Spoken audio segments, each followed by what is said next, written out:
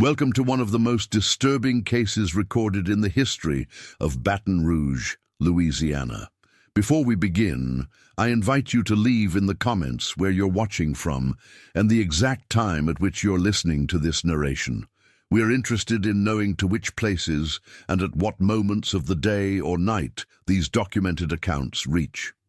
The year was 1843, when the whispers about Lydia Bowmont began to spread through the narrow streets of Baton Rouge. Back then, the Louisiana capital was still a developing town, with its grand houses casting long shadows over the Mississippi River. The Bowmont estate stood on the northern edge of town, a white-columned mansion surrounded by oak trees draped with Spanish moss that seemed to breathe with the humid air. According to the county records, Thomas Bowmont had purchased the property in 1838 shortly after marrying Lydia Calloway, the daughter of a cotton merchant from New Orleans. The disappearance of Thomas Bowmont in the spring of 1843 might have remained just another unsolved mystery in the parish records, were it not for what happened at the auction house on Cypress Street exactly 17 days after he was declared deceased in absentia. The court documents, rediscovered during a cataloguing of the East Baton Rouge Parish Archives in 1962, describe how Lydia Bowmont appeared at the slave auction wearing a white dress, her face partially concealed behind a white lace veil. Among the men being sold that day was Jerome Washington, a tall, broad-shouldered worker who had been arrested and convicted for the murder of Thomas Bowmont, despite the notable absence of a body. What caused the initial murmurs among the gathered crowd was not merely the presence of a recently widowed woman at such an event, but rather the deliberate way in which Mrs. Bowmont raised her hand to bid on the very man accused of killing her husband. The auction record shows that she paid $370, nearly twice the going rate, to purchase Washington. One witness, quoted in the Baton Rouge Gazette from April 1843, described how the auctioneer hesitated before bringing down his gavel, and how Lydia Bowmont showed no visible emotion as she signed the bill of sale. The carriage that transported Washington to the Bowmont estate that afternoon was observed by several townsfolk. Martin Davis, the blacksmith whose shop stood at the crossroads leading north, told the sheriff that the widow and her new purchase rode together in the same compartment, separated only by the wooden bench between them. The detail was considered scandalous enough to be documented in 3 separate witness testimonies, gathered by Sheriff James Thornton during what would later become a 19-month investigation into the events at the Bowmont estate. According to household records maintained by Rebecca Simmons, who served as head housekeeper at the Bowmont residence from 1839 until 1848, Jerome Washington was not assigned to field work, as might have been expected. Instead, he was given quarters in the former gardener's cabin, a stone structure standing approximately 50 yards from the main house. The ledger entries show that Washington was tasked with household maintenance and special projects, a vague designation that prompted speculation among both the household staff and neighboring plantation owners. Sarah Gladwell, who delivered milk to the Bowmont kitchen 3 times weekly, reported to her pastor that the atmosphere in the house had changed. "The walls seemed to be listening," she was quoted as saying in Reverend William Porter's private journal, discovered in 1958 during renovations to the First Baptist Church. "When the mistress enters a room, everyone stops breathing until she leaves." The summer of 1843 was unusually hot, even by Louisiana standards. The drought caused the Mississippi to recede, revealing silt banks and forgotten debris along its shores. According to purchase orders filed with Harrington's Construction and preserved in the company's business records until its closure in 1949, these modifications included the installation of a heavy oak door with an unusual locking mechanism in the basement level of the house and the reinforcement of the floorboards in what was described as the master's study. Jerome Washington, according to the testimony of field worker Samuel Johnson given years later in 1857, was observed carrying tools and lumber to and from the main house during the night hours. It was during this period that Lydia Bowmont began to make modifications to the main house. He moved like a man being followed, Johnson stated in his deposition, preserved in the Louisiana State University archives. He never spoke to the rest of us anymore. His eyes had that hollow look, like someone had scooped out whatever used to be inside him. The household accounts, meticulously maintained by Rebecca Simmons, show a marked increase in food provisions during this period, despite no record of additional staff or guests. Of particular note were the orders for laudanum from Carpenter's Pharmacy, which doubled between June and September of 1843. The receipts, signed by Lydia Bowmont herself, specified that the medication was for household use only. On October 17, 1843, Sheriff Thornton paid an unannounced visit to the Bowmont estate, prompted by a letter he had received from Thomas Bowmont's brother Edward, who resided in Atlanta. The letter, preserved in the sheriff's personal correspondence and donated to the state archives in 1965 by his granddaughter, expressed concern about the unusual activities reported at the property and requested an investigation into his brother's disappearance. According to the sheriff's report, Lydia Bowmont received him in the front parlor, dressed in a white day gown despite the late afternoon hour.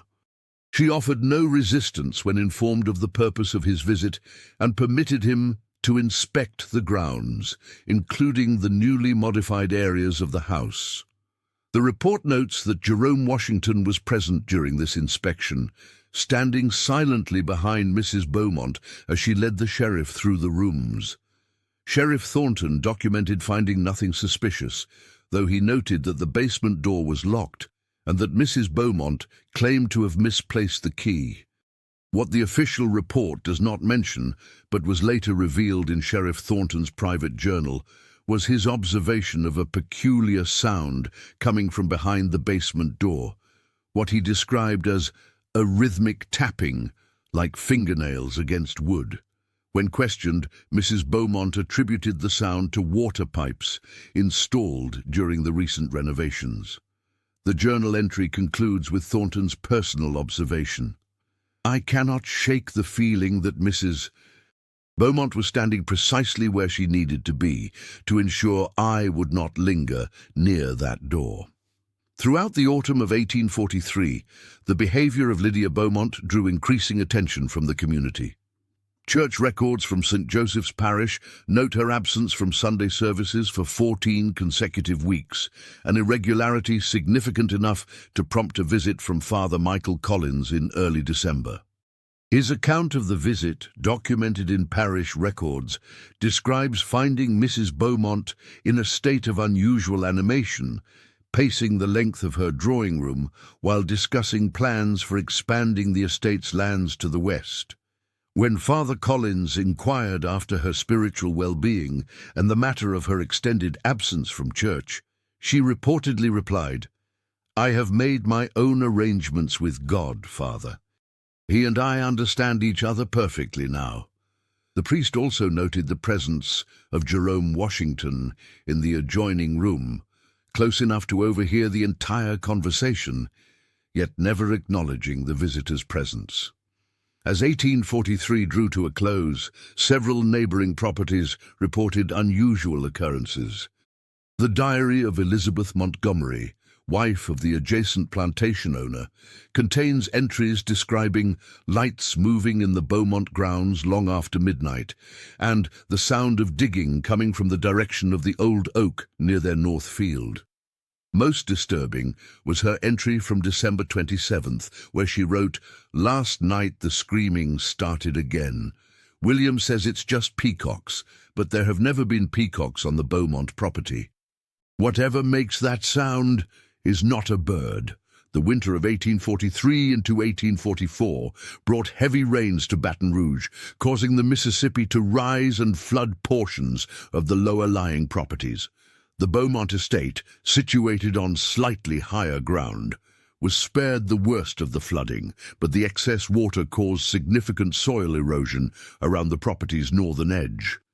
It was there, according to a report filed by groundskeeper Henry Wilson on February 3, 1844, that a section of earth collapsed, revealing what appeared to be a small underground chamber dug beneath the roots of the large oak tree. Wilson's report, later entered into evidence, states that upon discovering the chamber, he observed what looked like scratch marks on the earthen walls and a collection of small objects scattered across the floor, including a pocket watch, a man's signet ring, and several buttons from a waistcoat. Recognizing the watch as potentially belonging to the missing Thomas Bowmont, Wilson collected the items with the intention of bringing them to Sheriff Thornton. Before Wilson could leave the property, however, he was intercepted by Jerome Washington, who, according to Wilson's testimony, wordlessly held out his hand for the recovered items. When Wilson refused, explaining his intention to take them to the authorities, Washington reportedly said, "The mistress has asked for anything found on the grounds to be brought directly to her. There will be trouble if you don't comply." The tone of the warning, as Wilson later described it, contained neither threat nor emotion, but the flat certainty of someone who knows exactly what kind of trouble awaits. Wilson surrendered the items, but made note of them in his daily log, a practice he had maintained throughout his 5 years of employment at the estate. This log, later recovered from his quarters after his sudden departure from service in March 1844, would become a critical piece of evidence in the subsequent investigation. On February 12, 1844, Rebecca Simmons documented an unusual interaction between Lydia Bowmont and Jerome Washington in her private journal. According to her account, she observed them through the partially open door of the study, standing face to face in what appeared to be intense conversation. What struck Simmons as particularly odd was not merely the familiar manner of their discussion, unusual enough given their respective positions, but rather the words she overheard Mrs. Bowmont speak. "He still refuses to admit what he's done, even now. Perhaps another approach is required." To whom Mrs. Bowmont was referring remained unclear, but Simmons noted that immediately following this exchange, both Lydia and Washington descended to the basement, carrying what appeared to be a tray of food and a fresh bottle of laudanum. They remained below for approximately 2 hours, during which time Simmons reported hearing muffled sounds of conversation, occasionally rising to what might have been argument, though no distinct words could be discerned. As February progressed, visitors to the Bowmont estate became increasingly rare. Delivery personnel reported being met at the property's edge by Jerome Washington, who would accept goods without comment and dismiss them without the customary offer of water or rest before their return journey. The only regular visitor permitted beyond the front gate was Dr. James Merriweather, whose ledger, preserved in the Louisiana Medical Historical Society's archives, records weekly visits to the Bowmont estate between February 15th and April 3rd, 1844. The nature of these medical visits was not specified in the ledger, noting only consultation and treatment as the purpose, with payments made in cash rather than the more common practice of monthly billing for established families. When questioned years later as part of the 1857 inquiry, Dr. Merriweather cited patient confidentiality and refused to disclose the nature of his visits, though he did confirm that he had been asked to bring additional sedatives and restraint equipment during his final visits. On April 4, 1844, at approximately 4 in the morning, the Bowmont mansion caught fire. The blaze, which began in the northern wing of the house where the master bedroom and study were located, spread rapidly through the wooden structure. By the time neighbors and town firefighters arrived, the main house was largely engulfed, though the stone outbuildings, including Jerome Washington's quarters, remained untouched.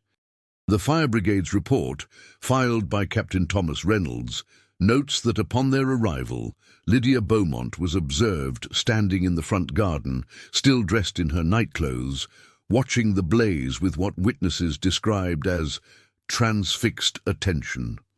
She made no requests for the firefighters to focus their efforts on any particular part of the house, nor did she express distress at the destruction of family heirlooms or valuables. Jerome Washington was not immediately visible among those present, leading to initial speculation that he might have perished in the fire. However, as documented in multiple witness statements, he emerged from the direction of the oak tree shortly after dawn, his clothing soiled with what appeared to be earth and soot. When approached by Sheriff Thornton, who had arrived at the scene, Washington stated simply, "It's finished now." She has what she wanted. As the firefighters worked to contain the blaze and prevent its spread to neighboring properties, a section of the house collapsed, sending debris into the exposed basement area. It was then that firefighter Michael O'Malley discovered what would later be described in official reports as a chamber that appeared to have been modified to serve as a holding cell. Within this chamber were found a bed frame with leather restraints attached to each post, several empty laudanum bottles, and a collection of journals bound in black leather. Most significantly, scratched into the stone wall beside the bed, were what appeared to be tallies, 483 vertical marks, arranged in groups of 5. The journals, partially damaged by water from the firefighting efforts, but still largely legible, were determined to be in the handwriting of Thomas Bowmont. The entries, beginning on the date of his alleged disappearance and continuing for approximately 16 months, described his imprisonment in the basement chamber by his wife and Jerome Washington, whom he claimed had been coerced into participation through some form of leverage Lydia held over him. The final entry, dated just 3 days before the fire, reads, "L visited again today. She still demands my confession. I have explained countless times that I recall nothing of the incident she describes, yet she refuses to accept this. The laudanum makes it difficult to maintain clarity of thought, but I am certain I would remember if I had done what she claims. J appears increasingly troubled by his role in this arrangement. I sense he may soon reach his breaking point. God help us all when he does." By the time the fire had been fully extinguished and a thorough search of the property conducted, Lydia Bowmont had vanished. Her whereabouts became the subject of an intensive search throughout Louisiana and neighboring states. Jerome Washington, who remained at the scene, was taken into custody and held in the parish jail pending investigation. During his initial questioning, as documented in Sheriff Thornton's official report, Washington provided a statement that fundamentally altered the understanding of events at the Bowmont estate. According to his testimony, Thomas Bowmont had not been murdered as originally believed. Rather, he had been secretly imprisoned in the basement chamber on the orders of Lydia Bowmont, following an incident in February 1843 in which Thomas had allegedly struck Lydia during a heated argument, causing her to fall down the main staircase and lose the child she had been carrying. Washington claimed that Lydia had orchestrated the false accusation against him, arranging for planted evidence and witness testimony, then purchasing him at auction to bring him under her control. His role had been to maintain Thomas's imprisonment, while Lydia conducted what she described as a necessary correction of character, a process she believed would eventually lead to Thomas's full confession and genuine remorse for his actions. The alleged plan, as Washington understood it, was never to kill Thomas Bowmont, but rather to keep him confined until he admitted to deliberate, premeditated harm, an admission Lydia apparently never received despite months of efforts. Washington stated that he had cooperated only because Lydia had threatened to implicate his sister, who worked as a house servant at a neighboring property, in a theft she did not commit, which would have resulted in severe punishment or worse. According to Washington's testimony, the fire had not been an accident, but had been deliberately set by Lydia after she came to believe that Washington was planning to release Thomas. Washington claimed he had been sent to dig what he had been told would be a new root cellar near the oak tree on the night of the fire, only to return and find the house in flames. His final statement to investigators was that the hole he had dug had been empty when he left it, but he could not account for what might have been placed there in his absence. The subsequent excavation of the area around the oak tree, documented in the official investigation report dated April 12, 1844, uncovered a recently filled pit containing the remains of what was eventually identified as Thomas Bowmont, based on dental records and personal effects found with the body. Jerome Washington was held for trial but died in custody on May 3, 1844, under circumstances that official records list as acute respiratory failure. Unofficial accounts from other inmates, collected by journalist Frederick Palmer for an unpublished manuscript found among his papers after his death in 1869, suggest that Washington had been increasingly agitated in the days before his death, repeatedly claiming to see Lydia Bowmont standing outside his cell window at night, dressed in white and beckoning. Despite an extensive search spanning several states and continuing intermittently for nearly a decade, Lydia Bowmont was never found. The medical examiner's report noted that the cause of death appeared to be a combination of laudanum overdose and asphyxiation, with evidence suggesting the burial had occurred while the victim was still breathing, albeit unconscious. The last confirmed sighting came from a stagecoach driver who reported transporting a woman matching her description to Natchez, Mississippi on April 6, 1844. According to his statement, the woman had paid in gold coins and carried only a single small valise. When asked about her final destination, she reportedly smiled and said, "I go where I'm needed. There are many men in need of correction." The Bowmont estate, or what remained of it after the fire, stood abandoned for several years before being purchased in 1851 by the Miller family, who razed the ruins and constructed a new home on the foundation. According to local law, the Millers experienced no unusual occurrences during their 27 years of residence, with one notable exception: the oak tree near the north field, despite appearing healthy, never produced leaves again after 1844. In 1962, during expansion of the River Road Highway, construction workers uncovered a small leather-bound book buried approximately 6 feet beneath what had once been the Bowmont property line. The book, identified as Lydia Bowmont's personal journal based on the inscription on its first page, contained only a single entry, dated April 3, 1844. "I have been patient beyond measure, but patience without results is merely wasted time. T refuses to acknowledge his crime even in the face of undeniable evidence. Perhaps he truly believes his own denials now. The mind is capable of remarkable self-deception when faced with the horror of one's actions. Regardless, the time for redemption has passed. J grows increasingly unreliable. I've seen how he looks at the basement door when he thinks I'm not watching. I cannot allow T to twist the narrative should J weaken and release him. Some sins can only be buried, never forgiven. The journal is currently held in the special collections of the Louisiana State University Library, where researchers must obtain special permission to view it." According to Dr.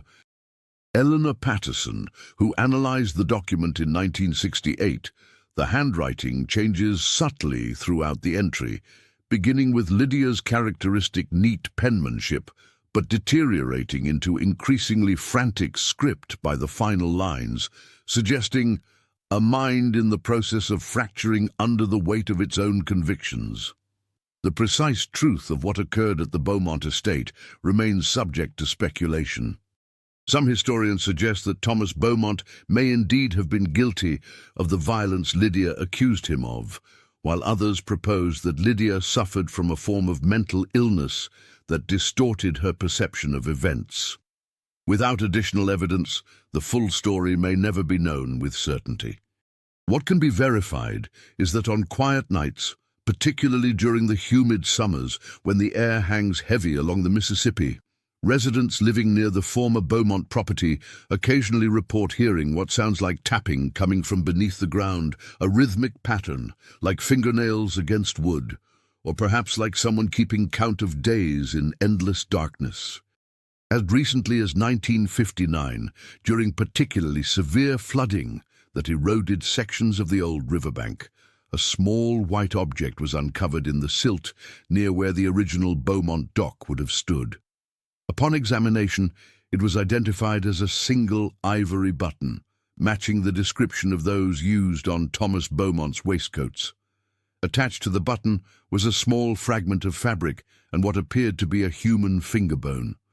Before authorities could properly document the find, however, the river rose again, and the evidence was swept away by the current, carried downstream into the depths of the Mississippi, where the waters keep their secrets as vigilantly as Lydia Bowmont kept hers. In the East Baton Rouge Parish Records Office, the case file regarding the events at the Bowmont estate remains open, one of the oldest unsolved cases in Louisiana history. The final notation, added in 1968 by archivist Margaret Winters, reads simply, "Some questions are not meant to be answered. Some stories are not meant to be fully told. Perhaps this is one of them." Yet the questions linger, like the Spanish moss that still hangs from the oaks along River Road, gently swaying in the Louisiana breeze, as if whispering secrets too terrible to speak aloud. And somewhere, perhaps, the spirit of Lydia Bowmont, the White Widow of Baton Rouge, continues her search for the confession she never received. In 1966, Dr. William Hargrove, a professor of Louisiana history at Tulane University, began collecting oral histories related to the Bowmont case as part of a broader project documenting antebellum criminal proceedings. Among the interviews he conducted was one with Eliza Johnson, then 93 years old, whose grandmother had worked as a laundress for a family neighboring the Bowmonts. The recording of this interview, preserved in the university archives, contains an account passed down through generations that never appeared in any official records. According to Johnson's grandmother, Thomas Bowmont had a reputation among the household staff that differed significantly from his public persona. While outwardly charming and respected in Baton Rouge society, in private he was known to be subject to dark moods that would descend without warning. During these episodes, which could last for days, he would withdraw to his study and refuse all visitors except his wife. The staff had standing orders never to enter the room during these periods, regardless of circumstances. "My grandmama told me," Johnson stated in the recorded interview, "that once, when she was delivering clean linens, she heard Mrs. Bowmont crying behind that study door. Not just weeping, but the kind of sound a wounded animal makes when it's trapped. She said she hesitated there, not knowing what to do, when the crying suddenly stopped.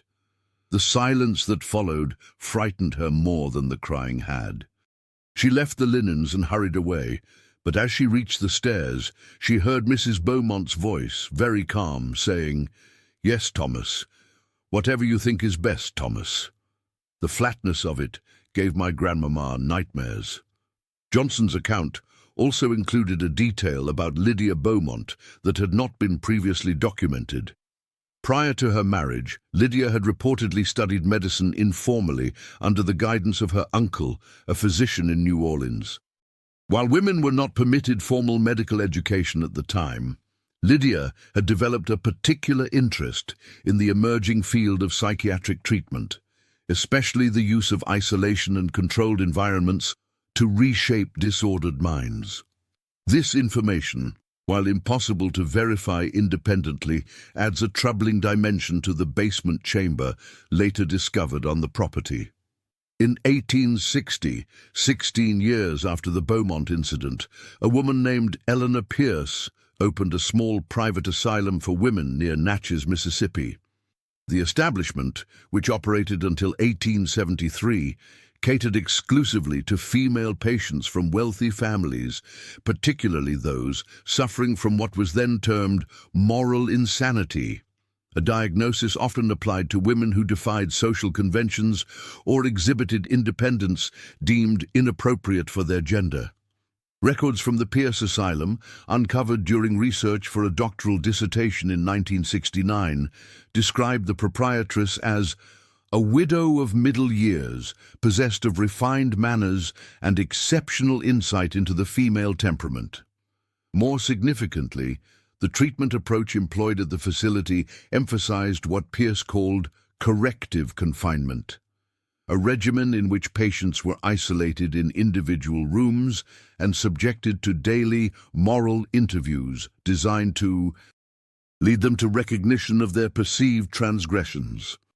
While no definitive connection between Eleanor Pierce and Lydia Bowmont was ever established, several coincidences have fueled speculation among historians.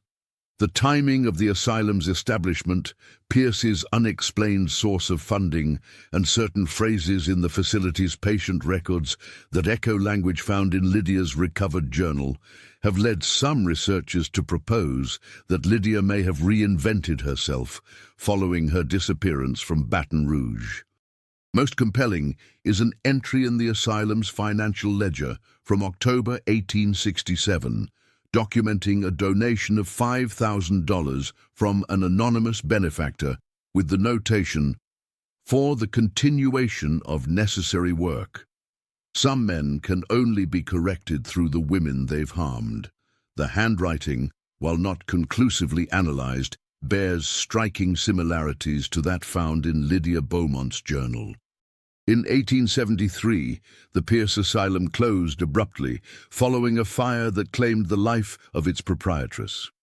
According to newspaper accounts from the Natchez Courier, preserved on microfilm at the Mississippi Department of Archives and History, Eleanor Pierce was last seen entering the north wing of the building after ensuring all patients had been evacuated. Her remains were never recovered from the ashes, though the investigating officer noted in his report that a remarkable number of iron restraints and locking devices were found in the debris. During the spring of 1874, a series of disappearances occurred across Mississippi and Louisiana, involving men who shared little in common beyond having been accused, but never convicted, of violence against women. In each case, the man in question was last seen in the company of a woman described as elegant, dressed in white, with a composed demeanor. None of these men were ever found, though items belonging to several of them surfaced in seemingly impossible locations years after their disappearance. The pocket watch of George Williams, a cotton broker from Vicksburg, who vanished in March 1874, was discovered in 1880 embedded in the trunk of an oak tree that had been cut down to make way for a new courthouse. The tree, when examined, showed no signs of having been cut open and resealed, leading the local newspaper to speculate about mysteries beyond natural explanation.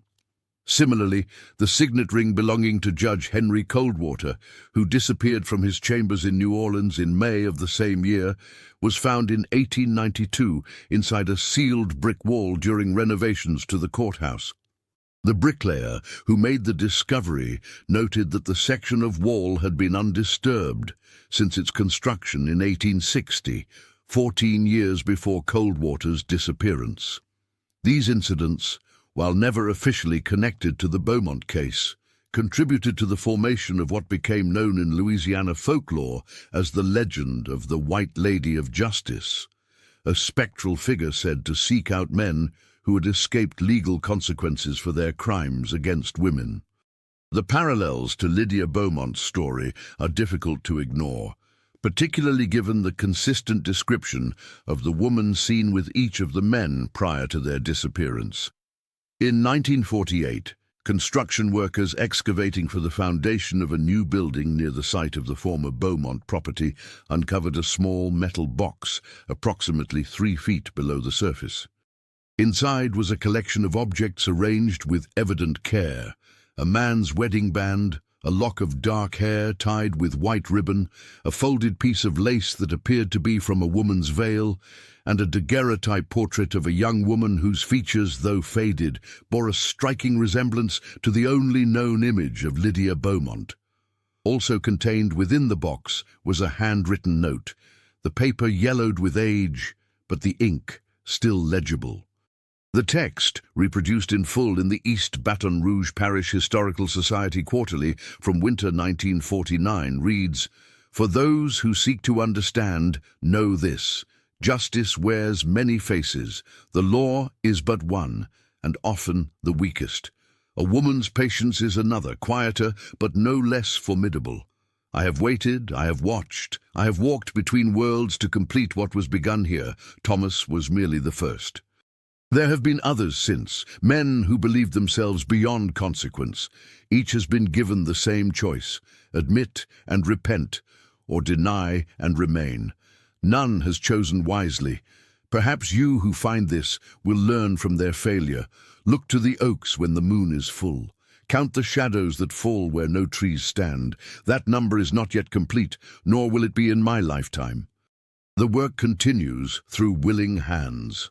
The note was signed simply LB and dated April 4th, 1874, 30 years to the day after the fire at the Bowmont estate.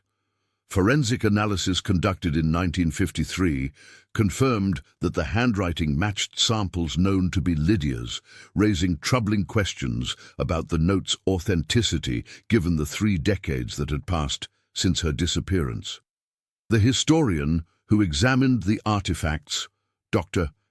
Samuel Winters, proposed in his subsequent paper that the collection represented a deliberate stage dressing created by someone familiar with the Bowmont case who sought to perpetuate its mythology. Others, particularly those inclined toward supernatural explanations, suggested that the note might be genuine, evidence that Lydia Bowmont had indeed survived long after her presumed death, perhaps returning periodically to the site of her former home. This theory gained unexpected support in 1957, when an elderly woman named Martha Collins, residing in a nursing home in Shreveport, claimed during a recorded interview that she had encountered Lydia Bowmont in Baton Rouge in 1922. Collins, who would have been in her 30s at the time of the alleged encounter, described meeting a striking woman, not young, but possessed of a certain agelessness, while visiting the riverfront market. The woman, dressed in white despite the casual setting, engaged Collins in conversation, eventually inquiring whether the Bowmont property still stood. When informed that it had been replaced by newer buildings decades earlier, the woman reportedly smiled and said, "The foundations remain, regardless of what is built above them. Some things cannot be erased, only covered." According to Collins, the woman introduced herself as Lydia, and when asked about her connection to the area, replied, "I lived here once, long ago. I left something precious buried in the ground, and I return occasionally to ensure it remains undisturbed." Collins thought little of the exchange until years later, when she happened upon an article about the Bowmont case that included the rare daguerreotype of Lydia. She claimed to recognize her immediately as the woman from the market, despite the passage of almost 8 decades since the original events. While Collins's account could be dismissed as the confused recollection of an elderly woman, certain details of her description matched information about Lydia Bowmont that had never been published, including a distinctive scar at her left temple that was visible in the daguerreotype, but had not been mentioned in any public accounts of the case. Between 1968 and 1969, anthropology professor Dr. Eleanor Patterson conducted a comprehensive review of all available materials related to the Bowmont case, including official records, personal correspondence, newspaper accounts, and oral histories. Her resulting monograph, The White Widow, Narrative, Justice and Mythology in the Bowmont Case, published by Louisiana State University Press in 1969, represents the most thorough academic treatment of the subject to date. In her conclusion, Patterson writes, "The story of Lydia Bowmont operates at the intersection of historical fact and cultural mythology." While the core events, Thomas Beaumont's imprisonment, the fire, Lydia's disappearance, can be verified through multiple sources, the narrative has accumulated layers of meaning that transcend its specific historical context. In a society where legal systems often fail to protect women from domestic violence, the figure of the White Widow emerged as a symbolic vehicle for cultural anxieties about justice, retribution, and the hidden capacities of those deemed powerless. Whether Lydia Bowmont actually survived beyond 1844, whether she truly embarked on a decades-long mission of personal justice as folklore suggests, is perhaps less significant than the persistence of her story in the regional consciousness. She has become a vessel for a particular type of cautionary tale, the seemingly powerless who acquire power through patience, cunning, and the willingness to step outside societal constraints. The final documented incident connected to the Bowmont legacy occurred in 1969, when the river road flooded following particularly heavy spring rains. As the waters receded, they revealed a series of depressions in the earth near the site of the original estate, circular indentations approximately 6 feet in diameter, arranged in a pattern that roughly corresponded to the constellation Lyra, visible in the northern sky during summer months. Initial excavation of one depression uncovered what appeared to be a grave, but instead of human remains, the pit contained only a collection of personal effects: a man's pocket watch, cufflinks, a fountain pen, and a leather wallet containing identification belonging to Robert Garrison, a local businessman who had been acquitted of domestic assault charges in 1952 and had vanished without explanation in 1954. The items showed signs of having been in the ground for many years, consistent with the date of Garrison's disappearance. Before the remaining depressions could be investigated, an unseasonable storm caused the river to rise again, flooding the site and forcing abandonment of the excavation. By the time conditions allowed work to resume, the pattern of depressions had vanished, the earth seemingly restored to its natural contours. Ground-penetrating radar surveys conducted in 1970 revealed no subsurface anomalies, leading the archaeological team to conclude that the original observations had been misleading, perhaps an effect of the floodwaters on the soil rather than evidence of human activity. The case file on the Bowmont matter was officially closed in 1969, with the final entry noting insufficient evidence to warrant continued investigation of incidents separated by more than a century from the original events. The artifacts recovered over the years were catalogued and transferred to the Louisiana State Museum, where they remain in storage, rarely displayed. Yet the legend persists. In certain parishes of Louisiana, particularly in areas along the Mississippi where antebellum homes still stand, older residents sometimes warn against wearing white clothing after sunset, especially for women who have experienced loss. "It attracts her attention," they say, though few can articulate precisely whose attention they fear drawing. Tour guides in Baton Rouge occasionally include the Bowmont story in their narratives of local history, though the details vary significantly depending on the teller. Some portray Lydia as a vengeful spirit, others as a woman driven to extremes by the injustices of her time. The most persistent version, however, describes her not as a ghost, but as something more unsettling, a presence that never truly died, that found a way to extend itself beyond natural limits through the power of unresolved purpose. On the site where the Bowmont estate once stood, now occupied by a small office complex built in the 1980s, Night security guards have reported occasional disturbances, electrical systems that activate without apparent cause, the sound of footsteps in empty hallways, and most commonly, the appearance of a woman in white glimpsed through windows or reflected in polished surfaces, always seeming to recede around corners or through doorways when approached. In 2006, during renovations to the building's basement level, workers discovered a section of the original Bowmont foundation that had been incorporated into the newer structure. Carved into one stone block, in lettering still legible despite years of moisture and neglect, was a simple message: "I am still waiting." The property management company ordered the stone removed and destroyed, citing concerns about its effect on tenants' perception of the building. According to the contractor's report, the stone was broken up and disposed of in a landfill outside the parish. 3 weeks later, the same message was found, carved into the replacement stone that had been installed, the lettering identical in style and depth to the original. After the third such occurrence, the area was sealed behind a false wall, and no further incidents were reported. The current building manager, when contacted for comment in 2018, stated that the company has no official position on the stories associated with the property and neither confirms nor denies any unusual occurrences.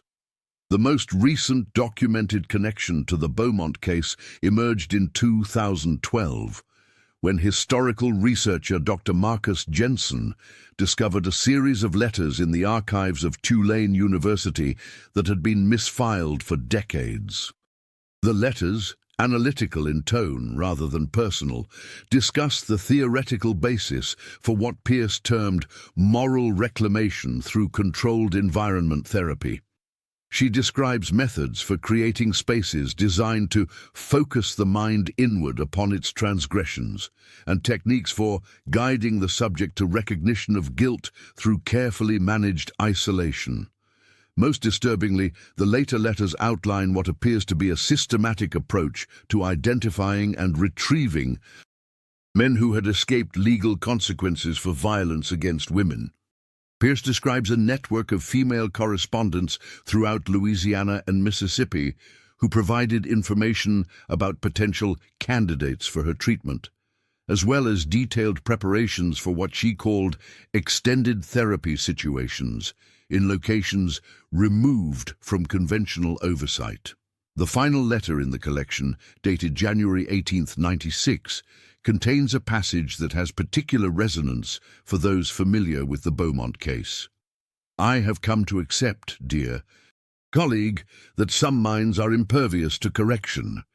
The correspondence, dated between 1877 and 1896, was between Eleanor Pierce, the woman some historians believe may have been Lydia Bowmont's second identity, and a New Orleans physician named Dr. James Harwood.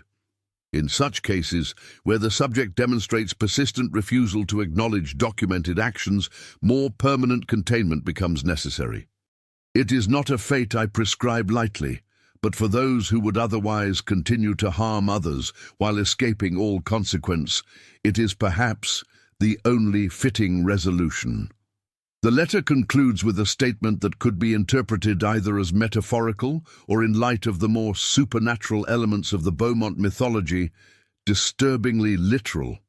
"I have discovered, through methods I cannot commit to paper, certain techniques for extending one's oversight of these cases beyond the natural constraints of a single lifetime. They become, in effect, living monuments to their own denial, sealed away not merely from society, but from the flow of time itself. The work continues, and will continue, until it is no longer needed. I have trained others who will carry it forward, and they, in turn, will train their successors. Justice may be slow, but it need not be finite." Whether these letters represent the philosophical musings of an unconventional 19th-century therapist or something more sinister remains a matter of debate among historians. What is certain is that the methods described bear striking similarities to the conditions documented in Thomas Beaumont's basement prison, suggesting at minimum that Pierce was familiar with Lydia Bowmont's approach, if they were not in fact the same person. To this day, the Mississippi River continues its slow passage through Baton Rouge, its waters concealing whatever secrets may have been committed to its depths over the centuries. The oak trees that witnessed the events of 1843 still stand in some places, their branches extending like arthritic fingers toward the sky, their roots reaching deep into soil that may yet hold evidence of histories never fully revealed. And on certain nights, particularly when the moon is full and the air hangs heavy with humidity, residents along River Road sometimes report seeing a figure in white moving among the trees or along the riverbank. A woman whose features cannot quite be discerned, but whose presence evokes an inexplicable sense of patient watchfulness, as if she is still searching, still waiting for something long overdue. Some say it is merely fog playing tricks on tired eyes. But a few, particularly those familiar with the historical record and the more unusual incidents connected to the case over the decades, suggest a more unsettling possibility, that what walks there is neither ghost nor memory, but something that has found a way to persist beyond normal boundaries. A presence sustained by the power of unresolved purpose and the particular patience of a woman who decided nearly 2 centuries ago that some transgressions would not go unanswered, regardless of how long justice might take. Others insist it is the ghost of Lydia Bowmont, forever bound to the site of her lost justice. The Beaumont file in the parish records remains technically open, its status changed in 2017 from closed, unsolved, to inactive, ongoing, a bureaucratic distinction that nonetheless acknowledges the persistent nature of the case and the possibility, however remote, that new evidence might yet emerge. Meanwhile, in Baton Rouge and beyond, men who have escaped consequences for their actions against women occasionally disappear without explanation. Some are later found, with no memory of where they have been. Others are never seen again. And in certain cases, personal effects belonging to these missing men surface in impossible places, sealed inside walls, embedded in the trunks of trees, or buried in earth that shows no sign of having been disturbed. No connection to the Beaumont case has ever been proven, no charges have ever been filed, but the story continues, as persistent as the Spanish moss that hangs from the oaks along River Road, gently swaying in the Louisiana breeze as if whispering secrets too terrible to speak aloud, and somewhere perhaps the White Widow still waits for confessions that may never come.